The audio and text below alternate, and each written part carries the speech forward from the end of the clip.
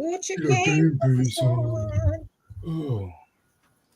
This Mountain Dew isn't working. I drank so much coffee today. I always drink a lot of coffee. Somebody was telling me about the crash, and I was like, I don't crash. And now I'm just like, I'm so tired. If you missed RGP Live at 5, check out Florida Emo Kid sues his parents for being born. After winning the lawsuit for $1 million, while listening to My Chemical Romance, he's attacked by an alligator. What? Huh?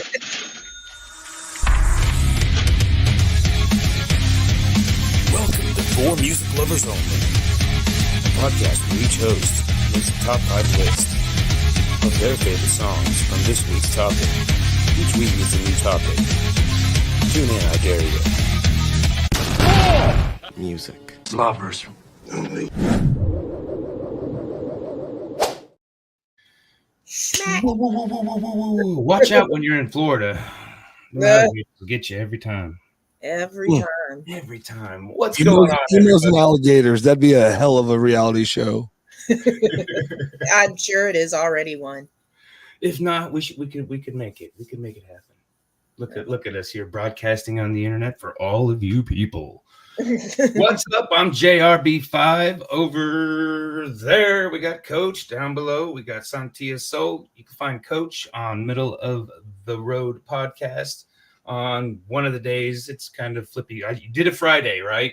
Nope, we didn't again. Fell apart. We're doing it tomorrow. TJ's coming over because the man's week fell apart on me, and I was going to release some old shows and do all this, and everybody let me down. But it's okay to take a little break. Yeah. We'll be back, or we won't. No, we'll be back. Sontia down below, she's got a show at Monica House, like right after this, so you can come check us out, watching some talking some music, and then go check her out playing some music. Yeah, I'm pretty excited. It was a last minute thing, and gates open at 7. The gates open at 7. Festival by the way. More signs, bring them. So it'll be fun. It will be fun. Yeah, so it's been a long week. How's everybody's week's been? Busy. I was sick early in the week, so just, Yeah. Yeah, about the same. I got the allergies with the migraine the beginning of the week, so I laid down for a few days, but it was busy, so it's just like, got to push through it. Yeah. I went to a kick-ass swap meet today. And that was the best thing I did. Is got a new shifter for a car I don't have. He's got to start like that Johnny Cash on one piece at a time. Casey. Yep, that's where I'm building the car from. Yeah, Kevin and I hit up Art House 310 last night. Checked out some artwork and talked with the gal that runs the gallery, and she's going to be our guest for March 10th. Art Assault re-premiere. I think we kind of came up with a new name. I don't know if we're going to roll with it because I don't know. A part of me, I think Coach and I talked about it when we were out there, but I think the Assault is kind of flagging me on things, because it's not but it was our intentions on it were, Kevin's military background. So, and that's why if you kind of look, the logo is like a military patch. So, but I don't think people are perceiving my vision. So it may be hurting us. So I don't know. But then again, there are podcasts with a lot raunchier names. And my buddy showed me a page on the Instagram about big boobied women breastfeeding, and oh my God, it's like, what is going on here?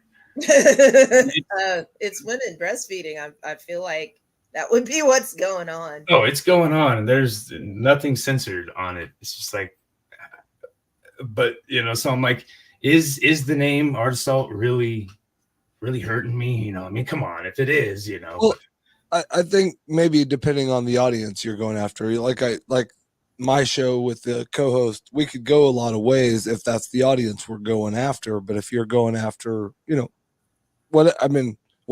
you don't have an audience in mind, then go with whatever direction you feel, Well, I think, the algorithm, there's certain words that it flags and then it won't push things. And that's the middle of the road it gets flagged or no. Middle of the road, turn it off. Turn it off. No. turn it off.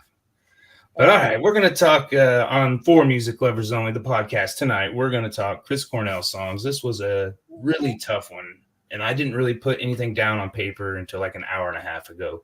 Mm-hmm. But I've been listening to it all week. I sent you guys some interviews, and that's another fun thing I like to do when we just do, one artist or one band, mm-hmm. and as the feature, because you kind of get a chance to see him. Get to know him, because there's no chance we'll ever get to talk to him, even if we got big enough to have star caliber guests, mm-hmm. we can't talk to him, so that's kind of, we have to go back and look. And I thought there's a Ouija board somewhere. I'm sure we can I'm definitely good with that. This lady that she brings, you can talk to old family members and stuff. No, I'm good. I'm definitely good. Oh, man. Throwing the option out there. No Ouija boards for me. No Ouija boards, no family members. We're done. Yeah, we're done. Capping out on that one. I've been to a lot of haunted places, but I don't believe. I don't want to believe. I choose not to believe, because I'm like, I got enough real problems in the real world. I don't need supernatural problems, man. Ghosts are inconvenient. One realm. Yeah, I don't know that I don't know. I don't know that I believe in any of that, but I've definitely been to places to where it was just like, yeah, we shouldn't be here. Oh yeah, I leave immediately. I don't. Feels creepy, or it feels bad. Feels bad. Like don't be here. I don't want to. I don't care why. I just need to go. Yeah. Coach, you got the spinner handy? Boom. Before we get into that, I'd like to give there's probably no show out there that I could. I'm sorry. No, yeah, let's give a shout out to Big Sexy Beard Brand letting us broadcast on their airwaves. Thank you. That's something totally different. They're awesome, man. I've been using it with the new little short beard, and man, it's making it grow and feel good and smooth. So I can save you 20% using the code JRB520, and my signature scent is Sexpot. It's a cotton candy blueberry, and it is. I like it. I dig it. I really dig it, man. Makes me feel sexy. Makes me feel sexy. Yeah, you always smell good. Be like, hey, he smells good. Look at that. It's coming from the beard. The beard. Are we ready? Are you ready? We're ready. Sontia! You guys can't take any of mine now. Yeah. She's gonna take my entire list, I bet. Yeah, between us two, she'll take our list. I don't know. I wrote down like 15 things, so hopefully everybody else did too. Because like that would still leave enough for you to pick from if everybody. I wrote down like 8. 8. Yeah. Well, we may have to have some repeats. We may just ultimately vote on the first ever unanimous 5. In our favor. I flipped to the big screen over here, and I'm digging that. Good job, Sontia. You rock on finding that out. But I'm digging Coach's background right there. We got Chris Cornell hanging out back there. I love that setup. Oh yeah. Yes. Because I'm the coach. That's why. All right, let's see how many of mine you knock off of my list here, Sontia. Okay. Get my pencil ready. I know it. I can feel it. All right. So, as we know, I love Nickelback, and I was not able to find anything with Chris Cornell and Nickelback, and I looked, and it's nothing. So that made me sad. I think like third cousins or something like that. There's a picture. No songs together. Nothing. Nobody he wrote for. Nothing he wrote for him. Anything. Nothing. Absolutely nothing. Or I would have brought it up. But there's nothing. They took a picture together. He took a picture with Chad. That's it. And Chad was like, "Sad he died. That's it." Oh, I was so upset. I was like, "You guys could have changed the world." But Chris Cornell, we can AI it. We can make it happen. Yeah, it would have happened. But Chris Cornell was a big influence on me as just an artist. Just the way that he has such a powerful, soulful vibe. And when I started to listen to rock music, I was kind of catching flack because it was white music. And Chris Cornell, I couldn't even see how anybody even believed that. Oh, he's got so much soul and like blues, and I mean, he's got just so much in his music, man. Yeah, it was everything. He was everything to me. So I'll start from the bottom, which they're all number ones to me, but I Am the Highway was one of the first songs that really like touched my situation that I was in, going away from a city. And I feel like this is everybody. As soon as like you left some situation, left a job, left a relationship, that song would come on, you'd be like, yes, I am the highway. I'm out of here. If we're counting, there's one off my list. That was Audio Slave, wasn't it? Yes. Yeah. It was, yeah. Second one is Like a Stone.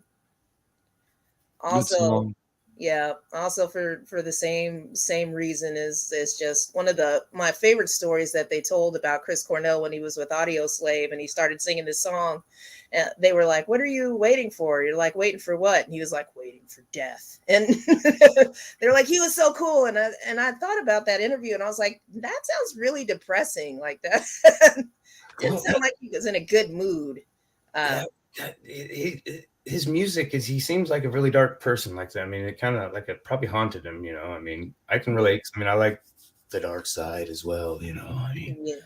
In one of the interviews, I think it was one that I sent you, he kind of talked about it and he was like, well, you know, it's a kind of intriguing thing, death, you know. I mean, so that's because are you inspired by death was the question. And he's like, well, it's kind of you know, not directly, but maybe indirectly.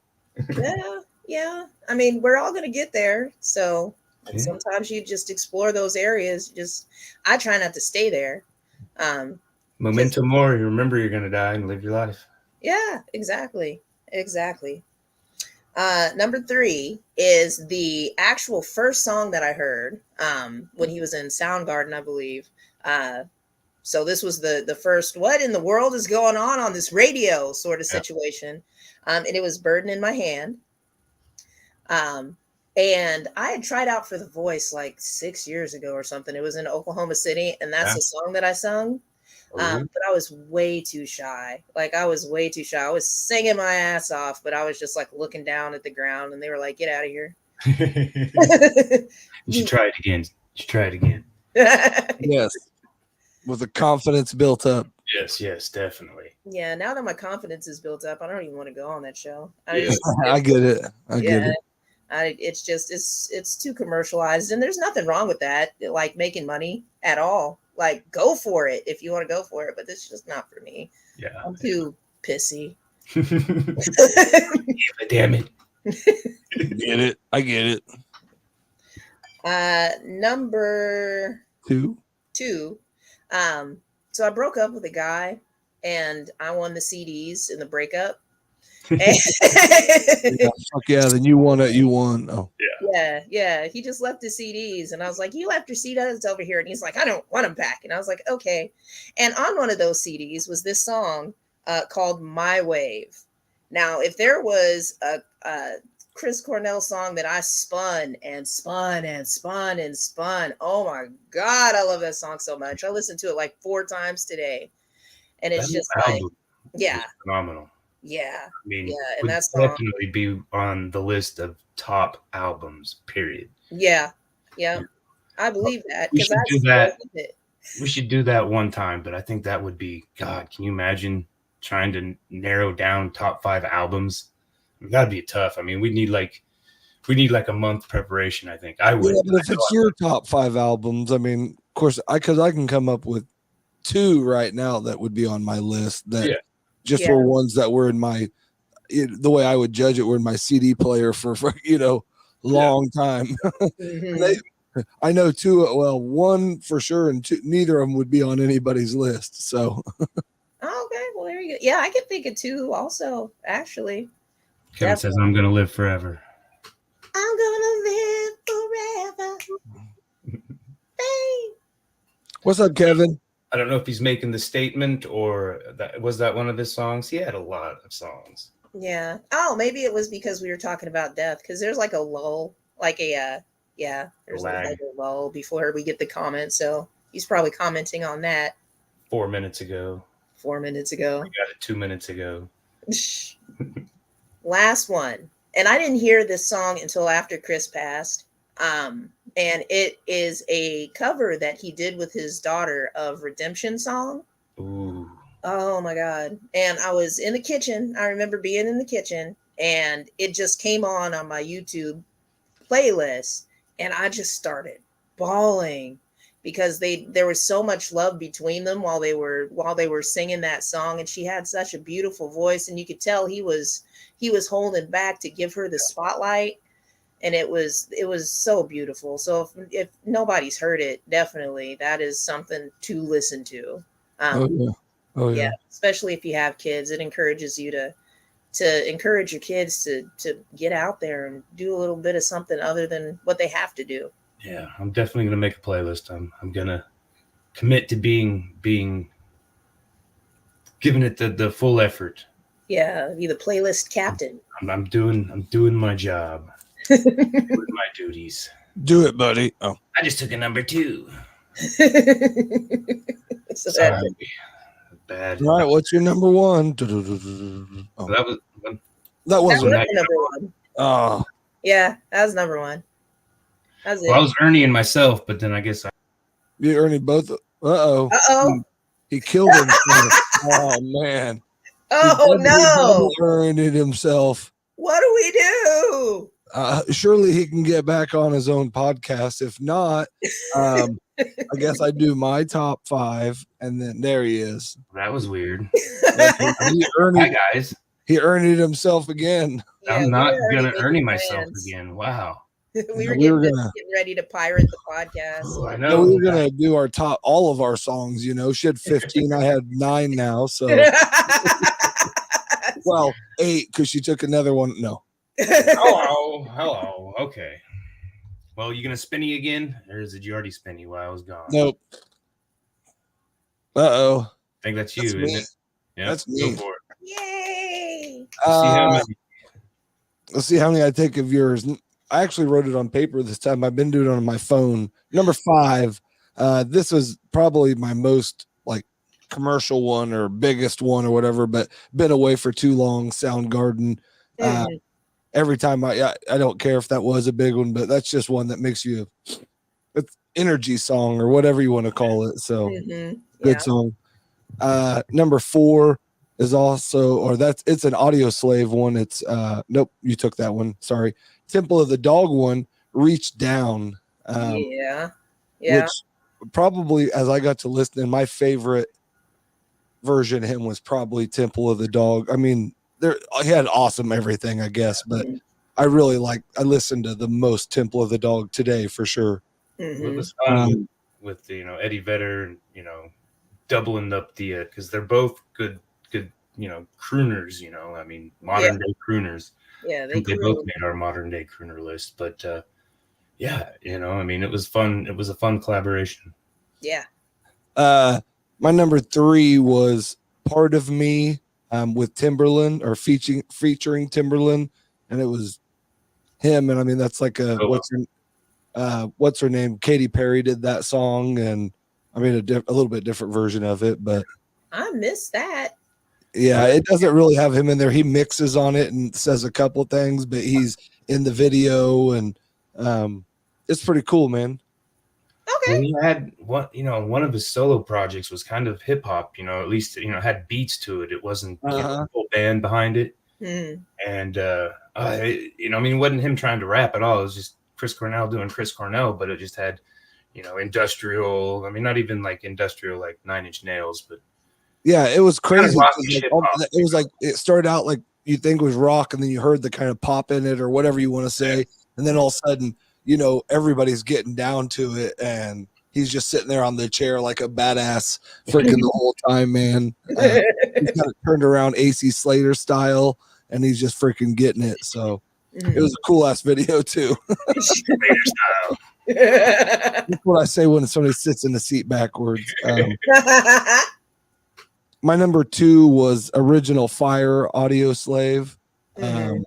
Man, that one has like a cool ass, like bluesy, funk almost. I mean, just all kinds of different feel to it. It's just a cool ass song. I mean, that was a good mesh. I've always loved Rage, and it's, Tom Morello, and just insane on the things he can do as a guitar. So yeah, it was this period. Yeah, that was killer. So I would listen to that one. Probably it accidentally gets stuck on the repeat every once in a while when you're listening to songs, and all of a sudden I realized it was like the third time I was listening to it, and I wasn't mad. So, and then my number 1 was a Temple of the Dog song. It was "Times of Trouble." Yeah, and it's the none of mine. You didn't get none of mine. Good song. Okay.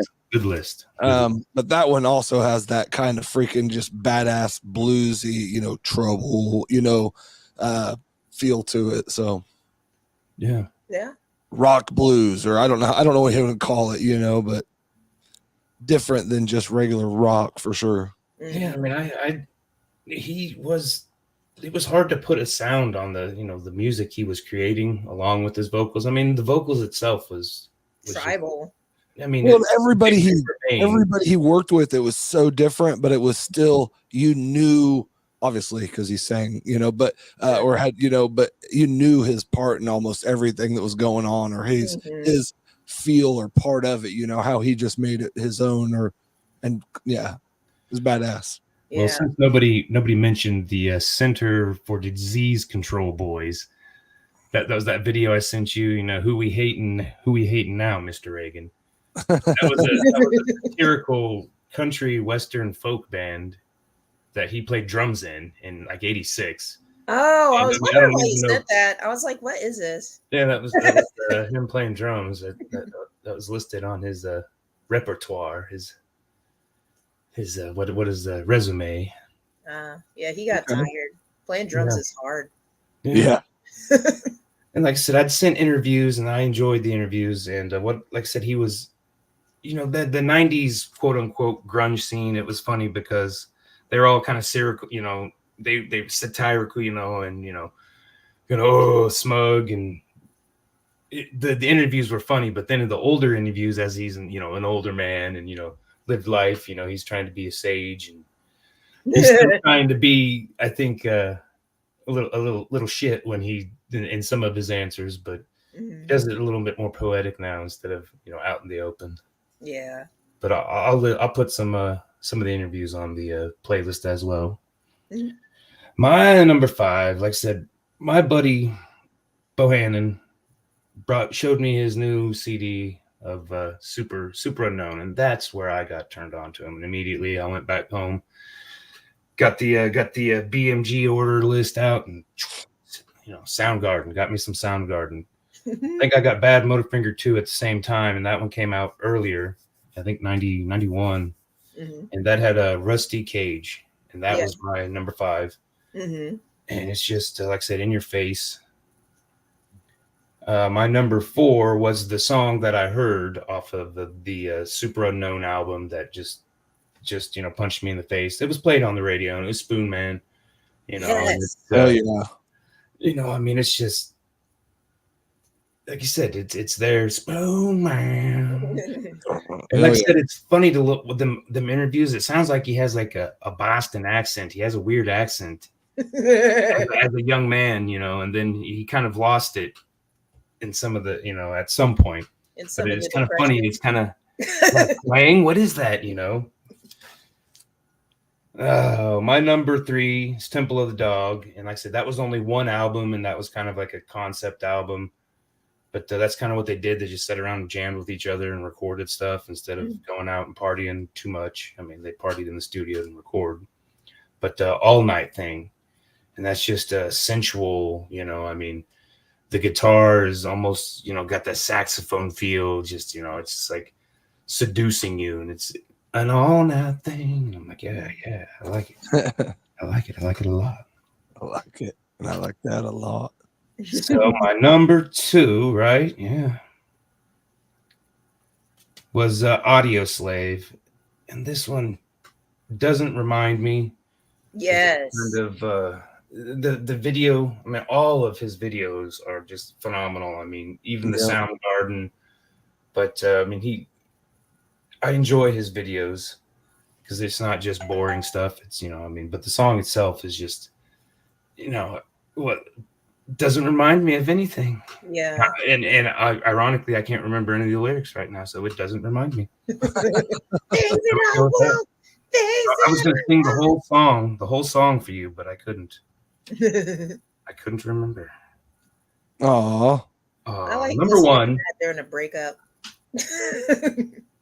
And this one goes along with it. Number one is Nothing Compares to You. And this song has been on the podcast at least 4 or 5 times. Not his version, everybody else's version. Mm-hmm. Love Prince's version. Sinead made it her own. It's her song. Yeah. But the specific version, the live at the Sirius XM, I mean, it's got that Sinead O'Connor soul. It's got that punch. Yeah. I think he recorded it, in the studio for previously or after that. I don't know. And it just doesn't have the same. It's still a good song, but that live, it's just like him with the cello and the backing guitar. Mm-hmm. Not him with the cello, a guy playing the cello and he's playing guitar. But yeah. Good list, buddy. That was a good list. That's a good list. Yeah. Only one got stolen, right? Yeah. Yeah. We did good. That's pretty good. I'm surprised. We talked about that too, though. He had so much, I know. On my honorable mention, I had Out of Exile, and then obviously one of the greatest, Holy Water. Another one of those ones that just awesome feeling song, or I don't know. It gets you in the feels. Yeah. Say Hello to Heaven, I remember, came on one time. And I don't know why I'm always away from my radio doing something else, and then I have to go into the other room and go, what is going on? But yeah, just how that one started off so mellow, and all of a sudden he's just like screaming. He's like scream singing, and it's like, yeah. Louder Than Love is a favorite of Kevin's. Yep. Said he never got into Audio Slave. Well, we'll forgive you, Kevin. We all have our flaws. Seasons. I listened to that one today, and it was a different. And like I said, he just had so much different music, but you always knew it was him. He definitely had a. And I mean, like I said, I didn't get into much. I can't remember his death, but I think there was a little conspiracy, I think, to it. Of course, there always is. Yeah, I saw. There's like a big conspiracy between him and the gentleman, what's his name, from Lincoln Park, Chad Benningfield. But it goes on, and I don't know. I wasn't there. I don't know what happened. You heard it here first. Watered down Rage Against the Machine. Watered down Rage. The official music critic Kevin Hansen. Scab. What is it? Scab Brains or Scab for Brains page. So Chris was like, calm down. Yeah, that's my only hesitation about letting you guys do the podcast is Kevin coming over? No. Not really. Kind of. No, not really. A joke. Not really. Just a joke. A serious joke. I mean, no. But yeah, like I said, I'm going to cook some dinner. Okay. Monica House. Go check out Sontia. Jana, what's up?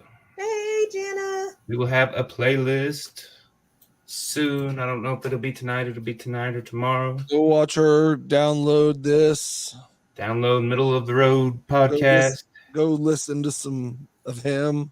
Yeah. Listen to his entire catalog. I'll have some of it on the playlist. It'll take a weekend for sure to get through all of it. Oh, God, yeah, it was so much. Mm-hmm. I was out here redoing the studio and just had stuff jamming and going the whole time, and yeah, it was good, man. Glad to see you. Right. I kind of had it on background doing my chores and stuff around here, and then sit down, like I said, an hour and a half for the podcast, and I was like, oh crap, just narrowing it down to 5 was really tough. It was. I did notice like 4 times. I think we're all on for next week, right? Yeah, we should be. Okay, we'll figure something out. I think we talked about something, but I can't remember it off the top of my head. Yeah, I have a show next week, but I can't remember what day it's on. But it's late, so it doesn't matter. Okay. So I'll still be here Saturday. Well, and if we ever have to do it a little early or something, we can always make that happen too. Oh, yes, indeed. Yes, indeed. Yeah, but no. All right. Well, thank you guys. Thank you everybody for tuning in. We'll see you next week. Bye, everybody. Bye. Nanu.